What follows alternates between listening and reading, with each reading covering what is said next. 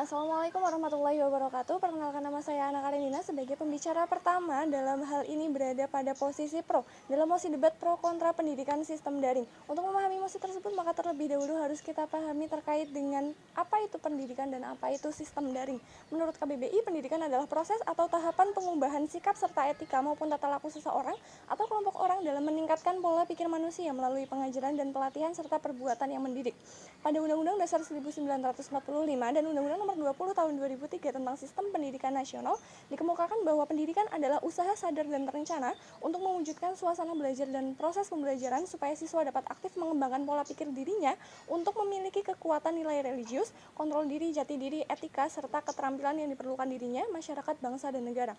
Artinya dalam hal ini pendidikan tidak hanya mencakup pembelajaran saja, akan tetapi lebih dari itu, pendidikan juga mencakup terkait sistematis pembelajaran yang aktif dan efisien. Sedangkan daring yang merupakan akronim dari kata dalam jaringan, menurut KBBI merupakan sesuatu yang berkaitan dengan jaringan komputer, internet, dan sebagainya. Jadi berdasarkan redaksi mosi yang disajikan, pendidikan sistem daring berarti proses belajar mengajar beserta kurikulum, silabus, lingkungan belajar, sarana dan prasarana, dan sebagainya yang menyangkut jejaring komputer, internet, dan lain-lain. Namun dalam sesi debat kali ini, kami menegaskan bahwa yang akan kami bahas adalah hanya terfokus dan mengerucut kepada sistem pembelajaran daring, di mana sistem pembelajaran daring merupakan sistem pembelajaran tanpa tatap muka langsung antara guru dan siswa, melainkan dilakukan online melalui jaringan internet.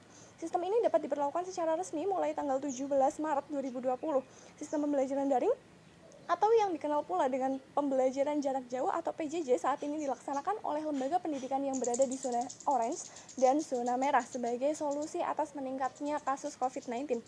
Oleh karena itu, limitasi yang kami gunakan dalam sesi debat kali ini adalah sistem pembelajaran daring di tengah pandemi di Indonesia. Sejak 15 Oktober tahun 2014, Direktorat Jenderal Pendidikan Tinggi mengembangkan program pembelajaran daring Indonesia Terbuka dan Terpadu.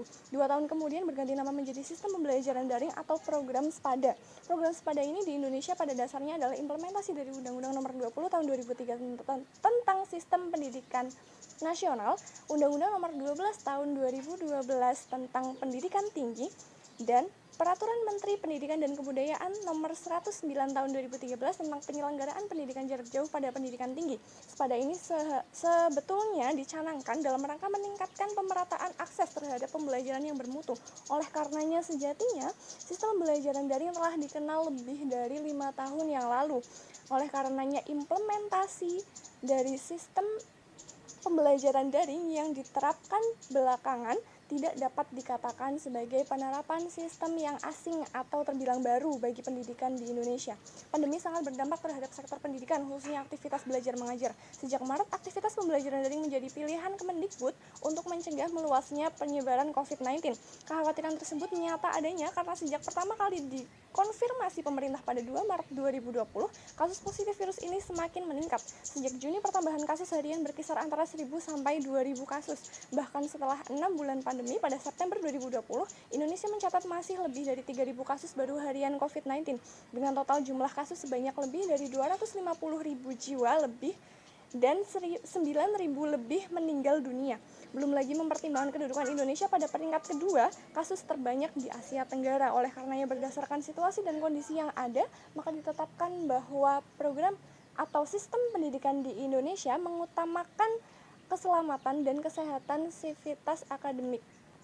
Lembaga pendidikan harus mengambil arah atau langkah strategis dalam rangka mencegah penyebaran dan penularan COVID-19. Oleh karenanya jelas bahwa Mendikbud Nadiem Makarim memutuskan mewajibkan lembaga pendidikan untuk memberlakukan pembelajaran online melalui surat edaran tentang pelaksanaan kebijakan pendidikan dalam masa darurat penyebaran COVID-19 dan surat edaran tentang pembelajaran secara daring dan bekerja dari rumah dalam rangka pencegahan penyebaran COVID-19. Tidak lain kedua surat edaran tersebut diterbitkan sebagai upaya menjaga keselamatan pelajar, mahasiswa, tenaga pengajar, sivitas lainnya, bahkan seluruh masyarakat Indonesia secara umum di tengah pandemi. Kekhawatiran terkait dilaksanakannya pembelajaran sistem luring atau tatap muka diantaranya disebabkan peristiwa yang terjadi belakangan. Setelah dilonggarkannya pengetatan terhadap sistem belajar mengajar yang membolehkan mulai dilaksanakannya kembali sistem pembelajaran luring, faktanya mengakibatkan banyak sivitas akademik terpapar COVID-19. Beberapa lembaga pendidikan yang dimaksud tersebar di seluruh wilayah di Indonesia, diantaranya di Jawa Tengah, Jawa Timur, Jawa Barat, Banten, Kalimantan Barat, bahkan Papua. Realita tersebut menandakan bahwa dengan dilaksanakannya sistem pembelajaran luring sangat berpotensi untuk memunculkan klaster-klaster baru dari sektor pendidikan. Selain itu, berdasarkan data yang diperoleh dari WHO, disebutkan bahwa Indonesia menduduki peringkat pertama tingkat kematian anak tertinggi akibat pandemi, yakni dari 9.300 anak yang positif COVID-19, terdapat 105 diantaranya meninggal dunia. Berdasarkan hal tersebut, Koalisi Guru LSM dan LBH menyatakan satu suara bahwa apapun kendala dari PJJ tidak dapat ditukarkan dengan risiko ancaman terhadap kesehatan dan keselamatan sivitas akademik masing-masing. Mata rantai penyebaran COVID-19 harus segera diputus. Mengingat bahwa penularan dapat terjadi melalui perjumpaan antar manusia, maka tidak ada cara lain untuk meminimalisir penyebaran COVID-19 selain membatasi perjumpaan manusia dalam jumlah yang banyak. Mencakup pula dalam hal ini kegiatan belajar mengajar. Implementasi sistem pembelajaran daring yang pada awalnya hanya merupakan alternatif pelaksanaan proses pembelajaran masa pandemi seharusnya tidak terus-menerus dianggap sebagai ancaman degradasi kualitas sistem pendidikan di Indonesia. Sudah saatnya kita memandang hal ini sebagai peluang untuk memanfaatkan teknologi secara optimal dalam menyelenggarakan pendidikan.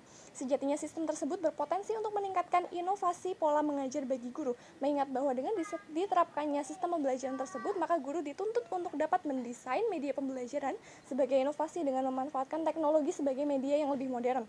Selain itu, yang tidak kalah pentingnya adalah melalui sistem pembelajaran daring ini dapat pula dipetakan mana jenis pembelajaran yang cocok dan mana jenis pembelajaran yang kurang cocok. Dapat dipetakan pula mana yang lebih baik dan mana yang kurang baik, sehingga dapat menjadi evaluasi dan perbaikan terhadap sistem pendidikan pada umumnya atau sistem pembelajaran pada khususnya ke depannya setelah situasi dan kondisi kembali normal pasca COVID.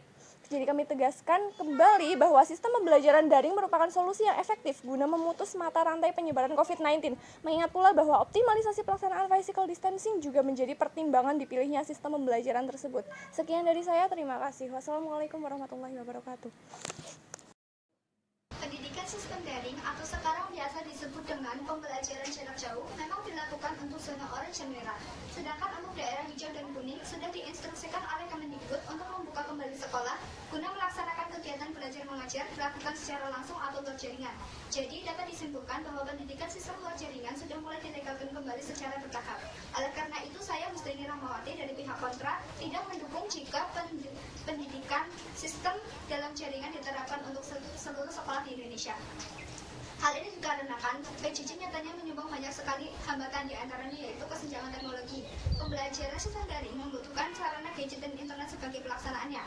Sementara itu, berdasarkan data dari Survei Ekonomi Nasional pada tahun 2018, 1 dari 10 anak di Indonesia tinggal di wilayah kumuh dan ekonomi kurang mampu. Data ini menggambarkan banyak anak-anak di Indonesia masih berada di garis kemiskinan. Hal ini dibuktikan dengan kasus seorang tua mencuri HP agar anaknya tetap bisa bersekolah seperti yang terjadi di Garut. Seorang ayah dengan latar belakang kemiskinan dan tuntutan memenuhi kebutuhan anaknya untuk tetap bersekolah dengan sistem daring terpaksa mencuri smartphone tetangganya. Hambatan kedua adalah akses sinyal internet yang masih kurang memadai di beberapa daerah pinggiran. Berdasarkan data dari Kominfo, ada sekitar 5.300 desa yang masih belum terjangkau sinyal. Selain itu, ada kesenjangan kecepatan akses internet antara kota dengan desa dengan perbandingan 8:3, seperti keterangan dari Kompas Tekno. Padahal Indonesia merupakan negara paling lambat kecepatan internetnya se-ASEAN, itu hanya 8,92 MB per second. Hal ini membuat Menteri Komunikasi dan Informatika Rudiantara menegaskan bahwa percepatan akses internet tidak mungkin dilakukan untuk tahun 2020. Banyak ahli yang menyarankan agar segera dilakukan pemerataan akses internet seperti yang dilakukan oleh KPAI. Mereka mengatakan pemerataan sinyal harus dilakukan untuk mendukung PJJ demi menjaga keselamatan anak dari bahaya COVID-19. Nyatanya sepanjang Juni ada seratusan anak yang sudah positif corona akibat kelalaian orang tua dalam menjalankan protokol kesehatan usai pulang kerja. Dari Bengkulu, Surabaya hingga Bali rata-rata tertular anggota keluarga mereka sendiri. Laporan dari Ikatan Dokter Anak Indonesia pada 18 Mei 2020 melaporkan sudah ada 14 anak meninggal dari 584 anak COVID-19. Sedangkan total seluruh PDP dari kalangan anak-anak mencapai 3.324 dengan jumlah 129 anak meninggal sebelum dites swab. Dr. Aman, Ketua IDAI, menyatakan bahwa kasus anak-anak yang meninggal dari konflik maupun PDP pada bulan Juni sudah mencapai 200, dan hal ini merupakan angka tertinggi di dunia. Anak-anak korban COVID-19 sejak Mei, yang artinya PJJ sudah diterapkan, nyatanya masih banyak yang berguguran. Artinya, baik luar jaringan maupun dalam jaringan sebenarnya sama beresikonya untuk anak-anak, apalagi semenjak PSBB sudah mulai dilonggarkan. Apabila sekolah kembali dibuka dengan menerapkan standar protokol kesehatan seperti jumlah siswa dibatasi, menerapkan shift pagi dan siang untuk perawat sekolah, menjaga jarak serta sentuhan langsung, memakai masker serta face Cuci tangan sebelum dan sesudah pembelajaran, hal ini lebih menguntungkan ketimbang anak-anak kebingungan belajar di rumah dan akhirnya mereka bermain di luar rumah yang lebih membahayakan kesehatan mereka. Selain itu, PJJ dalam jangka panjang akan menyebabkan Indonesia mengalami lost generation. Apa itu lost generation? Lost generation merupakan masa pendidikan harus merasakan kehilangan akselerasi pertumbuhan generasi dalam pendidikan, sehingga hal ini akan berdampak pada keterpurukan pendidikan di Indonesia. Mengapa? PJJ nyatanya menyumbang banyak stres kepada pendidik, peserta didik, bahkan orang tua. Berdasarkan penelitian Natalia dari Universitas Borobudur, mengungkapkan tingkat stres siswa meningkat akibat banyaknya tugas yang diberikan oleh guru. Begitu pula sebaliknya dengan guru. Ikut mengeluhkan beban standar kompetensi kelulusan yang harus dipenuhi di kurikulum yang ideal. Meskipun hal ini sudah diatasi dengan kurikulum darurat, nyatanya mindset pendidikan adalah kewajiban seluruh guru dan sekolah sudah terlanjur mendarah daging di masyarakat kita.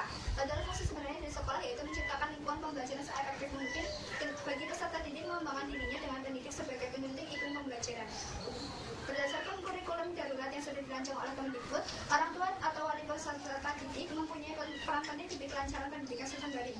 Tapi, apakah setiap peserta didik mempunyai orang tua atau wali yang ideal sebagai pendamping belajar? Hal ini diperparah dengan penelitian terhadap penilaian cepat kebutuhan dampak COVID-19 yang dilakukan lembaga Save the Children pada Mei 2020, mengungkapkan 7 dari 10 responden turun pencahariannya, sedangkan 1 dari 3 responden mengalami PHK. Jika hal tersebut terjadi pada orang tua si peserta didik, sangat besar kemungkinannya harus menyampingkan pendidikannya, kemudian membantu orang tuanya untuk bekerja.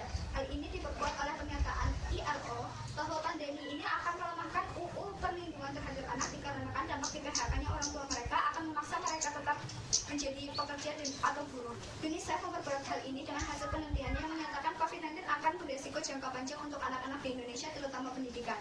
Guru memberikan tugas ditambah orang mendampingi orang tua mendampingi anaknya belajar tidak berlaku efektif untuk semuanya. Contohnya, kasus seorang siswa yang dibunuh oleh orang tuanya sendiri akibat siswa belajar online di Tangerang. Mungkin pendidikan sistem daring adalah solusi yang tepat untuk mencegah penyebaran COVID-19 menjadi kluster baru di sekolah. Namun, hal ini tidak bisa dilakukan dalam jangka waktu yang lebih lama. Bukan hanya kerugian dari aspek kesehatan fisik, namun kesehatan psikososial juga harus dijadikan prioritas bagi kita. Hal ini sesuai dengan kebijakan Kemendikbud bahwa prinsip pendidikan di masa pandemi bukan hanya mempertimbangkan keselamatan, namun juga mempertimbangkan perkembangan psikososialnya. Selain itu, pembelajaran jarak jauh sebenarnya tidak bisa menggantikan pembelajaran konvensional.